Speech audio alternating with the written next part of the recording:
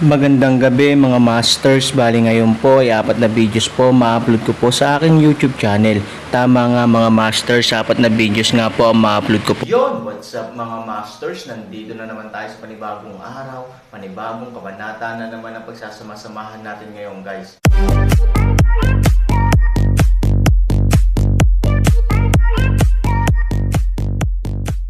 Bali mga masters, kung bago ka pa lang po sa aking YouTube channel, please click the subscribe button, lalong-lalo na po yung notification bell guys, para maging connected pa rin tayo sa isa't isa at maging updated kayo sa mga susunod ko pang video. Bali mga masters, bago natin umpisahan ng kwento ay mag-shoutout po muna tayo para sa mga solid nating tagapakinig. Shoutout kay Fernando Jimeno at shoutout kay RB Tuya. Yun na nga mga masters, no? Bali hindi na ito patagalin. In 3, 2, 1, let's go! Mga master, magbabalik tayo sa pag-upload ng 4 na videos everyday simula ngayon araw. Salamat sa solid na pagsuporta mga master. Kabanata 3241 hanggang 3245. Ang mga salita ni Chi Yian ay napakatindi, ngunit hindi ito imposible. Pagkatapos ng lahat, walang ilalim na linya para sa kaguluhan ng mundo, at si Chi Yian ay may kamangha-manghang kagandahan. Kahit bata pa siya at hindi perpekto ang kanyang figure, sapat na ang mukha na iyon para makapag-isip ng masama ang maraming lalaki. Walang choice si Aaron kundi sabihin, sa hotel pa rin ako pansamantala, kung ikaw. Bago pa matapos magsalita si Aaron, sinabi ni Chi Yian, walang problema. Pwede muna akong manatili sa isang hotel, pero kailangan kong tumira sa tabi mo, para mas maprotektahan mo ako. Hindi ba't mas magandang tumira sa iisang kwarto? Hindi napigil ang sabihin ni Bruce Lee. Nakatitig si Aaron kay Bruce Lee ng matalas na mga mata. Pakiramdam ni Bruce Lee ay may bayonet siya sa kanyang likod at isinasara ang kanyang bibig. Sa hinaharap, titira ako sa Hillside Villa at maghahanda ng isang silid para sa iyo. Walang magawang sabi ni Aaron. Okay, walang problema. Simpleng sagot ni Chi Yian. May requirements ka ba sa school? Patuloy na nagtanong si Aaron. Ang mga mag-aaral na may mahusay na mga marka ay hindi kailanman kritikal sa kapaligiran ng paaralan, sabi ni Chi Yian. Dahil dito, hindi makapagsalita si Aaron, ngunit kailangan din niyang aminin na si Chi Yian ay talagang mahusay. Ang mga taong tulad niya ay hindi maaapektuhan ng learning environment. Basta payag siya, siguradong bully siya. Dahil walang kinakailangan para sa paaralan, hindi maiwasan ng Aaron na magkaroon ng ideya na hayaan si Chi Yian na pumunta sa paaralan ni Ivory. Kung ang dalawa ay maaaring maging magkapatid ng mas maaga, ang Aaron ay maaari ding gumamit ng Chi Yian upang makipag-ugnayan kay Ivory ng mas mabilis.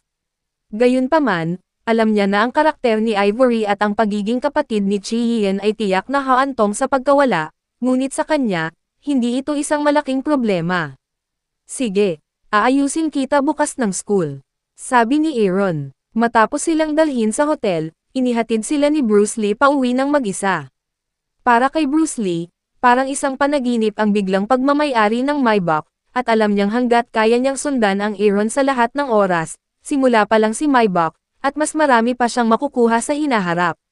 Pera, katayuan. Ang mga bagay na ito na minsan ay hindi maisip ni Bruce Lee, ay maaaring dalhin sa kanya ng Aaron. Kaya pinalakas din nito ang kanyang katapatan sa Aaron, at hayaan siyang palihim na manampa na anuman ang sitwasyon, hinding-hindi niya ipagkakanulo ang Aaron. Ganyang karangyang sasakyan, pero ang parking sa ganyang sirang eskinita, mali talaga sayo. Si Bruce Lee ay nakatira sa isang sira-sirang eskinita dahil mura ang upa dito, na tanging pagpipilian lamang ng mga tulad niyang walang pinagkakakitaan. Noong nakaraan, hindi inakala ni Bruce Lee na may problema, ngunit pagkatapos na huminto si Maybach, nalaman niyang hindi ito karapat-dapat na mapunta rito. Hindi naman sa hindi niya deserve ang identity niya, hindi niya deserve ang kotseng ito. Paggising nila sa umaga, hindi na makukurap ang mga tao sa eskinita kapag nakita nila ang sasakyan. Isa pa, nag-aalala rin si Bruce Lee sa mga lalaking walang mata. Paano kung magkamot sila ng kotse? Dahil dito, matutulog na lang si Bruce Lee sa sasakyan para maiwasan ang insecurity sa kanyang puso. Kinaumagahan, gaya ng naisip ni Bruce Lee, maraming tao ang nakatayo sa labas ng sasakyan. Bagamat ang mga taong ito ay naninirahan sa ilalim ng lipunan, nakakita sila ng mga mag-agarang sasakyan, ngunit hindi pa sila nakakita ng mga mag-agarang sasakyan na pumarada sa gayong mga sirasirang eskinita, kaya't sila ay lubhang mausisa. Tingnan mo ang nakikita mo, tingnan mo ang nakikita mo. Si Bruce Lee ay lumabas ng kotse na may dominanteng mukha at pinalayas ang mga malapitang taong iyon upang maiwasan ang pagkamot sa kotse. Kuya Dragon. Nang makita ng ilan sa kanila si Bruce Lee na pababa ng sasakyan, laking gulat nila. Ito ang mga taong nakatrabaho noon ni Bruce Lee, dahil pagkatapos ng insidente ng Mullins, tinanggal nila si Bruce Lee. Sinubukan ni Bruce Lee na kontakan ang mga taong ito, ngunit hindi man lang nila sinasagot ang telepono, na ikinagalit niya. Gayunpaman, pagkatapos malaman na ang Aaron ay makapangyarihan, hindi rin ito pinapansin ni Bruce Lee. Pagkatapos ng lahat, binibigyan nila ang pagkakataong maging sikat at maanghang. Akala ko kung sino yon, pero hindi ko akalain na ikaw yon. Naiinis na sabi ni Bruce Lee. Kuya Long, maunlad ka na. Ang isa sa kanila ay pumunta kay Bruce Lee na may nakakabigay puri na mukha. Milyon ang halaga ng sasakyan na ito. Kuya Long, you've got this car. Kuya Long, anong magandang paraan para yumaman? Bakit hindi mo kami isama? Nang marinig ang mga salitang ito, biglang nakaramdam ng pagkahilo si Bruce Lee. Bagamat ang mga taong ito ay dating nambobola sa kanya, ngayon sila ay lubhang kasuklam-suklam. Kasama mo, isang malamig na ngiti ang ibinigay ni Bruce Lee at sinabing, I remember calling you, but I didn't answer any of them. Mas mabilis akong tumakbo kaysa kanino pa. Bakit? Ngayon kailangan kitang purihin ulit. Ang ilang mga tao ay tila medyo napahiya. Nagkaroon sila ng conflict ni Chen Fei noong gabing iyon. Sa kanilang pagkakakilanlan at katayuan sa lipunan, natural na hindi sila nang ahas na lumaban kay Chen Fei. Bukod dito, sa kanilang opinyon, maaaring patay na sina Bruce Lee at Aaron sa kalye noong gabing iyon. How dare they contact Bruce Lee? Ngunit ang hindi nila inaasahan ay si Bruce Lee ay hindi patay, at hindi man lang siya nagpakita ng anumang senyales ng pinsala. Higit sa lahat, si Maybach pa ang nagmamaneho ngayon. Kuya Long, patay ang cellphone ko noong araw na iyon. Hindi ko alam na tinawag mo ako. Kuya Long, pasensya na hindi ko natanggap ang tawag mo. Kung may utos ka, tutulungan kita ngayon. Si Bruce Lee ay hindi tanga para maniwala sa katawa-tawang dahilan na walang kuryente at atraso. Higit pa rito, alam niya kung ano ang mga taong ito, at ang pagpayag sa kanila na sundan siya ay isang drug lamang sa kanya, tera na sa lalong madaling panahon. Tapos na ang ating kapalaran, malamig na sabi ni Little Dragon. Sa sandaling lumabas ang mga salitang ito, nagbago ang mga mukha ng mga taong iyon. Bruce Lee, hindi ka ba talaga nakikipaghang kasama ang isang maliit na bata? Hindi mo ikinahiyang maging isang maliit na kapatid sa isang bata. Kung kumalat ang salitang ito, maaari mo pa bang isabit ang iyong mukha? Hindi talaga itinuring ng ilang tao si Bruce Lee bilang boss, kaya nagbago ang pangalan sa oras na ito, at napakasama ng kanilang ugali. Ngunit nakakagulat na hindi galit si Bruce Lee sa mga salitang ito. Sa pagtingin sa Aaron, sa kanyang opinyon, ito ang pinakahanggal na ideya ng isang taong maaaring gumawa ng kompromiso ni Moyang at mag-imbite sa kanya sa bahay upang maghapunan, kahit na siya ay isang bata. Ang buong Cloud City ay makakahanap ng pangalawang ganoong papel, hindi mo naiintindihan ang kanyang kapangyarihan sa lahat. Hanggat gusto niya, ang Cloud City ay hindi magagawa iyon. Sabi ni Bruce Lee na may malabong ngiti. Alam mo bang nagpadala na ng mensahe si Chen Fei para hingin ang kanyang buhay? Kung susundin mo siya, hindi ka magugulat na patay ka sa kalye anumang oras. Kung noon pa man, siguradong lalayuan ni Bruce Lee ang mayamang pangalawang henerasyon tulad ni Chen Fei, dahil ang mga taong tulad ni Chen Fei ay may pamilya sa likod nila bilang payong proteksyon. Masyado silang mayabang, at hinding-hindi nila papansinin ang papel ni Bruce Lee. Bukod dito, kadalasan ay pinupukaw nila ang gayong mga dandies, at ang wakas ay hindi kailanman mas mahusay. Alam ni Bruce Lee na maraming tao na nakakasakit kay Chen Fei sa hindi maipaliwanag na dahilan ay inabandona na ngayon. Ang kanyang reputasyon sa Cloud City ay medyo sikat. Pero ngayon, hindi na pinapansin ni Bruce Lee si Chen Fei. Kahit para kay Bruce Lee, kung gusto ni Chen Fei na mahanap ang gulo ni Aaron, sarili niyang pagkasira lang iyon. Haha, kung talagang may ganitong ideya si Chen Fei, sa tingin ko ito ay isang magandang pagkakataon para sa iyo na ipaalam sa kanya at hayaan siyang maging tapat. Baka magkaroon ng pagkakataon ang pamilyang Chen na magkaroon ng katayuan sa Yuncheng.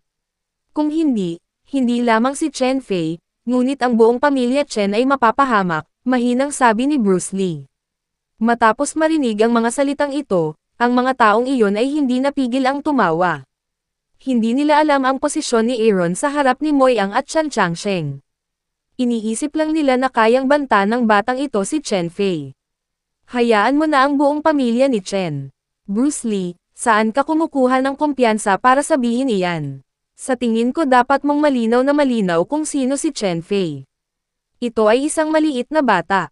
Ito ay nagbibigay sa iyo ng labis na lakas ng loob na kahit si Chen Fei ay hindi natatakot dito. Bruce Lee, alang-alang sa mga kapatid, ipapaalala namin sa iyo na wala kang panahon para magsisi. Ang lahat ng mga taong ito ay umiling-iling at tumingin kay Bruce Lee ng may panunuya. Sa palagay niya ay napakahalaga ng isang maliit na bata, kahit na hindi niya pinapansin si Chen Fei. Sa kanilang opinyon, ito ang ugali ni Bruce Lee sa paghuhukay ng sarili niyang libingan, at kung hindi niya alam kung paano lumingon, papatayin siya ni Chen Fei maya-maya. Binuksan ni Bruce Lee ang pinto ng kotse at sinabi na may malamig na mukha, hindi mo naiintindihan ang kanyang kapangyarihan. Mapapatawad kita, ngunit kung talagang sa tingin mo ay matatakot siya kay Chen Fei, ito ay isang malaking pagkakamali. Susunod, buksan mo ang iyong mga mata at tingnan mong mabuti si Chen Fei ay mas masahol pa sa isang umutot sa kanyang mga mata. Sa mga salitang ito, isinara ni Bruce Lee ang pinto, pinaandar ang makina, at nagmaneho palayo sa eskinita. Maraming tao ang nakatayo sa iisang lugar at hindi kumbinsido. Bagamat sa tingin nila ay hindi si Aaron ang kalaban ni Chen Fei, ngayon ay si Bruce Lee ang nagmamaneho nitong marangyang kotse, na ikinaingat nila. This guy actually drives such a luxury car. If he went out to cheat girls, it's not easy. Hindi ko alam kung saan niya hiniram ang sasakyan niya. Sa tingin mo ba kasing makapangyarihan ang batang iyon gaya ng sinabi niya, kung hindi, paano niya madadrive itong kotse? Kapag ang tanong na ito ay lumabas, ang ibang mga tao ay umiiling ng napakatiyak. Alam nila ang pinagmulan ni Chen Fei, ngunit wala silang alam tungkol sa Aaron. Sa makatuwid, mas handa silang maniwala na si Chen Fei ay maaaring magtagumpay sa paghihiganti, at ang hindi kilalang batang lalaki na iyon ay kailangang magbayad para sa kanyang ginawa. Paano to? Tingnan mo. Sa karakter ni Chen Fei, matatapos ang bata sa loob ng 3 araw. Baka kailangan nating kunin ang bangkay ni Bruce Lee sa oras na iyon. At saka, si Chen Fei ay hindi isang papel na dapat magalit. Paano niya ito haharapin sa isang bata? Si Bruce Lee ay nagmamaneho papunta sa ibaba ng Aaron's Hotel. Dahil gusto ni Chen Fei na makipag-usap sa kanya, kailangang sabihin ni Bruce Lee sa Aaron ang tungkol dito. Gayunpaman, alam ni Bruce Lee na hindi kailanman bibigyan ng pansin ng Aaron ang papel ni Chen Fei. Bagamat ang pamilyang Chen ay may katayuan sa unang linya ng pamilya sa Yuncheng, mayroon pa ring malaking agwat sa pagitan nila. Higit pa rito, ang Aaron ay hindi lamang ang pamilyang Chen bilang isang katulong, ngunit maging si Moyang ay darating para sa kanya, na tiyak na isang bangungot para sa pamilyang Chen. Nakaugalian pa rin ni Han San Chen na gumising ng maaga. Pagkatapos ng lahat, para sa kanya, isang malakas na tao sa banal na kaharian, ang dami ng tulog ay hindi makakaapekto sa kanyang mental na estado. Kahit hindi siya natutulog, hindi mahalaga. At patuloy na matulog, iyon ay dahil gusto pa rin ng Aaron na panatilihin ang estado na dapat taglayin ng isang ordinaryong tao.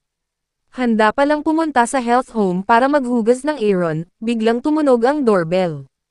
Matapos buksan ang pinto, pumasok si Chi Yian sa silid ng walang sinasabi. Anong ginagawa mo? Aaron ay hindi maintindihan ng magtanong ng paraan. Ngayong gabi, dito ako matutulog, sabi ni Chi Yian. Nalaman na lang ni Aaron na mabigat ang dark circles ni Chi Yian, parang hindi siya nakapagpahinga ng maayos. Anong problema? Aaron pakiramdam baffled. Chi Yian ito ay kung saan ang inspirasyon, bakit matulog sa kanya? Pareho pa silang bata. Ipinanganak ba ang inisyatiba ni Chi Yian? Bago ang kanyang muling pagsilang, si Aaron ay napilitang matulog sa iisang kama kasama si Chi Yian. Sa oras na iyon, Ang inisyatiba ni Chi-Hien ay nagulat sa Aaron. Ngunit si Chi-Hien noong panahong iyon ay may layunin. Inaasahan niyang magkaroon ng ilang espesyal na relasyon sa Aaron, at pagkatapos ay manatili sa kanya. Ngunit ngayon, hindi maaaring magkaroon ng parehong ideya si Chi-Hien, di ba? Natatakot ako sa kakaibang kapaligiran. Sabi ni Chi-Hien. Narinig ni Aaron ang mga salitang ito, at pagkatapos ay nakita niya ang seryosong dark circles ni Chi-Hien sa ilalim ng kanyang mga mata. Bigla siyang natauhan at sinabing, hindi ka ba nagpupuyat magdamag? Hindi ba? Tumingin si Chi-Hien sa Aaron na may matigas na tingin. Hindi mapigilan ni Han Sanchen na matawa. Hindi niya inaasahan na si Chi-Hien, na palaging napakalakas sa kanyang isipan, ay hindi nang ahas matulog ng mag-isa. Ito ang hindi inaasahan ni Han Sanwan, napakamahiyain mo. Hindi mo style, sabi ni Aaron na nakangiti. Style ko. Ano ang aking estilo? Curious na tanong ni Chi-Hien. Agad na napagtanto ni Aaron na nadulas siya. Ang naintindihan niya ay si Chi-Hien sa hinaharap, na hindi may kukumpara sa kasalukuyan, wala lang. Casual ko lang sasabihin. Pero kung gusto mo, para matulog sa akin, pareho tayong menor de edad. Ano ang dapat nating gawin kung sakaling may mangyari? Naisip din ni Chi-Hien ang problemang ito, at naisip na niya ang mga hakbangin. Direkta niyang inilabas ang isang gunting mula sa kanyang bag at sinabing, I have this thing, do you dare? Natigilan si Han ng 3,000, bago muling ipanganak si Chi-Hien, ngunit subukang matulog kasama niya, kapag napakarahas, Kahit anong gusto mo, maaari kang matulog kahit saan mo gusto. Uupo na lang ako sa sofa. Sabi ni Aaron. Tumanggaw si Chi-Hien at sinabing, pagkatapos kong maging pamilyar sa kapaligiran dito, hindi ko na kailangan na samahan mo ako. Okay, may gunting ka, ikaw ang may huling say, ngunit nagpapahinga ka ba, ngayon o pupunta ka sa paaralan? Tanong ni Aaron. Yun na nga mga masters, no? Bali panibagong kabanata na naman yung natapos natin ngayong gabi. Muli, maraming salamat po talaga sa walang sawang suporta po sa aking YouTube channel na talagang inaabangan nyo po ang bawat upload ko po. Bali mga masters, magkita-kita ulit po tayo bukas ng gabi at ngayon po ay magpapaalam po muna tayo. Bali mga masters, bye-bye!